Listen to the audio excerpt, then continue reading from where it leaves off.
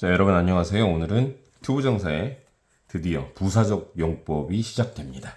자, 투부정사는 명사적 용법, 형용사적 용법, 부사적 용법으로 구분이 되는데 비교적 명사적 용법과 형용사적 용법은 쉽습니다.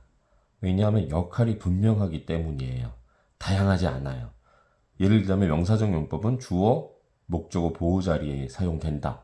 또는 의문사 플러스 투부정사의 형태로 사용된다. 그것 또한 목적어 자리에 사용된다. 그렇기 때문에 명확해요. 또는 형용사적 용법 같은 경우는 명사를 수식해요. 즉 명사의 의미를 확장해주는 개념입니다. 그렇기 때문에 투부정사 앞에 명사가 온다든지 투부정사 뒤에 전치사가 온다든지 즉 전치사의 목적으로 활용된다든지 하는 명확한 특징이 있습니다. 그러나 투부정사의 부사적 용법을 제일 어려워하는 이유가 이 부사라는 품사 때문입니다. 부사라는 품사는 여기도 지금 제가 적어놨지만 버금부자예요. 버금부라는 거는 보조하다는 뜻입니다. 보조. 즉 여기도 적혀있지만 주된 것이 아니라 문장을 보조하는 역할을 하기 때문에 굉장히 다양한 형태로 문장을 보조합니다. 보조한다는 거는 주된 문장의 어떤 내용을 꾸며주는 겁니다. 이것도 꾸며주는 거예요. 선생님 그러면 형용사랑 뭐가 달라요? 좀 다르죠. 형용사 같은 경우는 명사를 꾸며줘요. 명사의 의미를 확장해줍니다. 명사의 의미를 더해주는 역할이 형용사입니다. 근데 부사는 명사의 의미는 더해주지 않아요. 이게 문제죠. 저는 이렇게 외웁니다. 동부형 플러스 문장 전체. 부사는 동사나 또 다른 부사나 형용사 또는 문장 전체의 의미를 보조해줘요. 즉 문장 전체의 의미를 꾸며준다. 전체의 의미를 확장해준다 이겁니다. 자, 여기서 무엇을 꾸며주냐, 무엇을 확장해주냐가 분명히 명확하죠. 형용사와 부사는 그런 분명한 차이가 있어요. 자, 형용사는 명사의 의미를 확장해준다. 부사는 동사, 또 다른 부사, 형용사, 문장 전체의 의미를 확장해준다. 그렇게 구분하셔야 돼요. 그게 오늘 부사적 용법을 형용사적 용법과 명사적 용법으로 구분하는 데 있어서 아주 중요한 키포인트예요. 지금까지 설명한 거 잘 들으셔야 돼요. 이걸 놓치면 안 됩니다. 그러고 나서 부사가 문장 속에서 어떤 역할을 하느냐 한번 봐야 됩니다. 자, 결과적으로는 동사, 또 다른 부사, 형용사 또는 문장 전체를 꾸며주기 때문에 우리가 흔히 얘기했던 명사적 용법과 형용사적 용법에서 얘기하는 위치적 특징이나 해석적 특징 둘 중에 이거 같은 경우는 위치적 특징보다는 해석적 특징으로 주로 분류를 합니다. 왜냐하면 꾸며주는 품사가 다양하기 때문입니다. 자, 일단 그러면 이제 여기까지 하고 부사적 용법은 주로 어떤 해석적 특징을 가지고 있느냐 이제 보셔야 돼요. 첫 번째는 목적입니다. 목적이라는 것은 목적어를 얘기하는 게 아니라 의미적으로 목적을 얘기하는 겁니다. 그래서 해석이 뭐뭐 하기 위해서라고 해석이 되느냐 이걸 봐줘야 된다는 겁니다. 주로 동사 뒤에 위치하죠. 동사. came은 come이라는 일반 동사잖아요. 동사 뒤에 이렇게 위치합니다. 자, 한번 해석해 볼까요? 그는 왔다. 나를 보기 위해서. 그는 나를 보기 위해서 왔다. 이겁니다. 그래서 뭐뭐 하기 위해서로 번역이 되면 아주 자연스럽죠. 그러면 요거는 부사적 용법으로서 동사인 came을 꾸며주는 겁니다. 저 문장 전체를 꾸며준다고 볼 수도 있겠죠? 네. 그걸 어떻게 볼 수 있나요? 나를 보기 위해서 그는 왔다. 이렇게 하면 문장 전체를 꾸며주는 거죠. 이해가 되세요? 이걸 먼저 한번 해석해 보라는 겁니다. 나를 보기 위해서 그는 왔다. 이렇게. 자, 여기서 목적으로 해석될 때의 특징은 아주 시험에 많이 나옵니다. 이 투부정사 to see를 in order to 또는 so as to로 바꿔 쓸 수 있어야 대체제가 있다는 것을 꼭 잊지 마세요. 어떻게 바꾸냐고요? He came in order to see me 또는 he came so as to see me 이렇게 바꿔 쓸 수 있다. 그러면 같은 뜻이 된다. 어떨 때만 사용된다? 뭐뭐 하기 위해서라고 번역되는 부사적 용법일 때만 이 표현으로 바꿔 쓸 수 있다. 매우 중요하고 매우 시험에 자주 등장합니다. 꼭 기억하시고요. 두 번째, 결과. 결과는요, 최종 상태를 이야기하고 싶을 때 쓰는 겁니다. 뭐뭐에서 뭐뭐이 되다. 자, he grew up. 그는 성장했습니다. 그래서 뭐가 됐어요? To be a doctor. 의사가 되었습니다. 이거예요. 간단하죠? 뭐뭐 해서 뭐뭐이 되다. 근데 1번 문장 목적을 한번 볼까요? He came to see me를 만약에 이렇게 번역을 해보세요. 그는 왔습니다. 그래서 나를 보았습니다. 뭐 되는 것 같지만 이것보다는 뭐뭐 하기 위해서가 훨씬 더 자연스러운 표현이 됩니다. 예를 들자면 2번 같은 경우를 보세요. To be a doctor를 만약에 1번처럼 해석해 봅시다. 그는 의사가 되기 위해서 성장했습니다. 말이 좀 이상하잖아요. 네, 말이 이상하죠? 한국말로 영어를 그대로 해서 좀 이상하지 않은데요? 이러면 이제 다 틀리는 거예요. 그래서 안 되는 겁니다. 명확하게 해석이 일치하는지를 정확하게 영어적으로 분석을 하셔야 돼요. 자, 3번. 이유, 원인.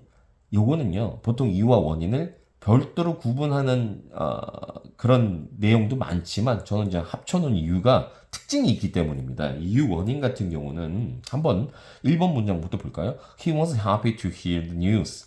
그는 행복했습니다. To hear the news. 뭐죠? 그 뉴스를, 그 소식을 들어서. 자, 이 이유예요. 자, 앞에 문장을 한번 봅시다. 그는 행복했습니다. 완벽한 문장이에요. 이미. 그렇기 때문에 이건 주절입니다. 주절. 어떻게 보면요. 그러면 to hear the news는 이거를 꾸며주는 부사구가 되는 거죠. 부사예요, 부사. 그래서 이게 문장 전체를 꾸며주는 아주 큰 특징 중에 하나죠. 그래서 이거는 이유를 나타내는 부사적 용법이다. He was happy to hear the news. 그는 그 뉴스를 들어서 행복했습니다. 자, 원인을 한번 볼까요? He must be honest to admit your fault. 이건 뭐예요? 자, 이거 한번 볼까요? 투부정사 부사구 앞에까지 완벽한 문장이에요. 너는 정직한 게 틀림없어. 너는 정직한 게 틀림없다 이겁니다. 그럼 왜 하고 물어보세요. 왜? To admit your fault. 네 실수를 인정하니까 하다니 너는 정직한 게 틀림없어. 주로 원인을 나타내는 투부정사의 부사적 용법 같은 경우는 must be나 can't be와 함께 주로 사용됩니다. 이 앞에 있죠. must be나 can't be와 함께 사용이 된다. 그러면 이거는 투부정사의 부사적 용법의 원인이구나. 요거를 딱 찾아내시는 팁으로 갖고 계셔야 돼요. 세 번째 문장 하나 봅시다. She can't be smart. 그녀는 똑똑한 게 틀림없어. 그러면 왜? 또 물어봐야 돼. 이거 왜? 부사가 가지고 있는 특징이 그거거든요. Why? 왜? How? 어떻게? Where? 어디에서? When? 언제? 이게 사실은 부사의 아주 기본적인 네 가지 특징입니다. 장소, 방법, 시간, 이유를 나타내는 것들을 우리가 부사라고 하거든요. 여기도 지금 동일하게 적용이 되는 거예요. 자, 봅시다. 그녀는 똑똑한 게 틀림없어. 그럼 이유가 있어야 될 거 아닙니까? To say so. 그렇게 말하다니. 이겁니다. 그러니까 그녀가 그렇게 말하다니 그녀는 현명한 게 틀림없어. 이렇게 되는 거죠.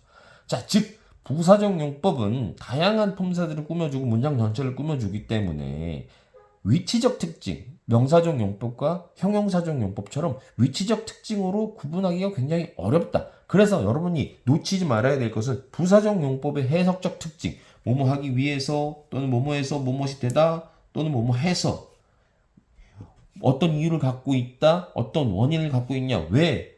라고 물어봤을 때, 요 해석적으로 물어봤을 때 문장이 자연스럽게 해석이 되면 되는 겁니다. 자, 그리고 여기서 놓치지 말아야 할 것은, 아까 제가 이유와 원인을 같이 묶어놨다고 했는데, 왜 묶어놨냐 하면, 이유나 원인 같은 경우는 투부정사 앞에요. 투부정사 앞에 뭐가 와요? 형용사가 위치한다는 아주 중요한 특징이 있습니다. 이거 투부정사잖아요. 투부정사 앞에 형용사가 위치하면 이건 부사적 용법일 확률이 90%구나. 이렇게 이해하시면 됩니다. 그리고 그거를 그렇게 좁혀놓은 다음에 해석을 해보란 말이에요. 뭐뭐 해서 이 이유냐 아니면 이 원인 때문이냐 이거로 해석을 했을 때 자연스럽게 해석이 돼요. 그러면 그건 뭐죠? 부사적 용법이 되는 겁니다. 예를 들자면 to be a doctor. 그가 의사가 되었다. 그래서 그는 성장했다. grew up. 말이 안 되잖아요. 이럴 때는 어떻게 해야 돼요? 뭐뭐 해서 뭐뭐이 되다처럼 이거 결과를 나타내는 부사적 용법이구나. 이걸 구분해야 된다는 겁니다. 지금 제가 얘기하는 건 부사적 용법과 형용사적 용법과 명사적 용법을 구분하는 툴을 지금 말씀드린 건데, 여러분 이제 고등학교 가서 모의고사를 친다든지 또는 토익 시험을 칠 때는 이게 목적으로 사용된 부사적 용법이냐, 결과로 사용된 부사적 용법이냐, 이유나 원인으로 사용된 부사적 용법이냐를 또 구분하는 것까지 시험이 나오기 때문에 부사적 용법은 해석적 특징이 머릿속에 확 박혀 있어야 돼요. 그걸 놓치는 순간 부사적 용법은 실패할 확률이 굉장히 높다 이겁니다. 자, 그러면 요점 정리를 한번 들어가 볼까요? 요점을 한번 정리해 봅시다. 투부정사를 보면 먼저 무엇을 설명하는지 한번 물어봐야 돼요. 이게 목적을 설명하기 위한 투부정사냐, 아니면 혹시 결과를 나타내기 위한 투부정사냐, 아니면 이게 이유를 나타내기 위한 투부정사냐, 지금 위에서 쭉 설명해 드렸던 이거예요. 이걸로 해석을 한번 해보라는 겁니다. 근데 그게 만약에 되면 그건 부사적 용법인 겁니다. 두 번째 팁, 굉장히 중요해요. 굉장히 중요합니다. 여러분, 명사적 용법과 형용사적 용법과 부사적 용법을 구분할 때 이 두 번째 팁은 아주 중요합니다. 놓치지 말으세요. 뭐죠? 문장 앞으로, 즉 문두라고 하죠. 문장 맨 앞으로 옮겨도 의미가 유지되는가 한번 꼭 물어봐요. 그게 되면 부사적 용법일 확률이 높습니다. 제가 아이들 가르칠 때 명사적 용법의 주어가 투부정사가 문장 맨 앞에 온다라는 특징을 충분히 설명을 했잖아요. 그래서 투부정사가 문장 맨 앞에 오면 무조건 명사적 용법이라고 체크하는 친구들이 있어요. 잘못된 겁니다. 투부정사의 부사적 용법도 문장 맨 앞에 올 수도 있습니다. 그러나 이 경우에는 투부정사 구 뒤에 반드시 주어 동사라는 절이 따라옵니다. 왜? 그리고 또 하나의 특징은 그 절 앞에, 주어 동사 앞에 반드시 쉼표를 찍어 놔요. 그건 내가 투부정사의 부사구다라는 걸 표시하는 겁니다. 이 특징 꼭 기억하세요. 명사적 용법으로 사용되는 투부정사가 문장 앞에 올 때는 그 뒤에 뭐가 따라와요? 동사가 따라와요. 그래야 주어 자리잖아요. 근데 투부정사의 부사구가 문장 맨 앞에 올 땐 뒤에 뭐가 따라온다? 주어 동사가 따라오고 그 앞에 뭐가 있다? 쉼표예요. 콤마가 반드시 찍힌다는 거. 이 두 가지 특징 명확하게 기억하세요. 아주 중요합니다. 자, 한번 해석을 해볼까요? 1번 문장으로 봅시다. 이거요, 이거. 이걸 문장 맨 앞으로 옮겨보라는 겁니다. To see me, he came. 이렇게 해도 말이 돼요. 나를 보기 위해서 그는 왔다. 해석이 되잖아요. 근데 형용사적 용법을 한번 볼까요? 요거요. To see down을 앞으로 옮겨봅시다. 앉기 위해서 그는 의자가 없다. 말이 안 돼요. 앉아서 그는 의자가 없다. 이유로 해석해도 말이 안 돼요. 그쵸? 그러면 이건 부사적 용법일 수가 없다는 겁니다. 명사적 용법의 특징을 한번 볼까요? 어디요? To buy a new camera. 이걸로 한번 볼까요? 새 카메라를 사기 위해서 나는 원한다. 말이 안 돼요. 새 카메라를 사서 나는 원한다. 말이 안 되죠. 이렇게 문장 맨 앞으로 투부정사구를 통째로 옮겨봐요. 그랬을 때 문장이 자연스럽게 해석이 되면 그건 부사적 용법입니다. 왜? 원래 문장은 원래 문장대로 의미를 갖고 있고 부사적 용법 같은 경우는 그 문장에 보조 역할을 하기 위해서 넣는 거기 때문에 자연스러울 수밖에 없습니다만 형용사적 용법이나 명사적 용법은 역할이 분명하단 말입니다. 명사적 용법은 주목보, 주어 목적어 보호. 형용사적 용법은 명사를 꾸며준다는 명확한 기능을 갖고 있기 때문에 그렇게 옮겼을 때 해석이 안 된단 말입니다. 그래서 꼭 그 과정을 검증해 보시고 결정을 하시면 투부정사의 용법 시험에서는 틀릴 일이 없어요. 잘 기억했으면 좋겠습니다. 자, 세 번째 팁은요. 제가 지금 이미 다 얘기를 해버렸어요. 투부정사가 명사 자리에 있는지, 명사를 수식하는지. 명사 자리에 있으면 명사적 용법, 명사를 수식하면 형용사적 용법. 동사나 문장 전체를 수식하는지 물어보란 말입니다. 동사나 문장 전체를 수식하면 뭐죠? 또는 형용사를 수식하면 뭐죠? 부사적 용법.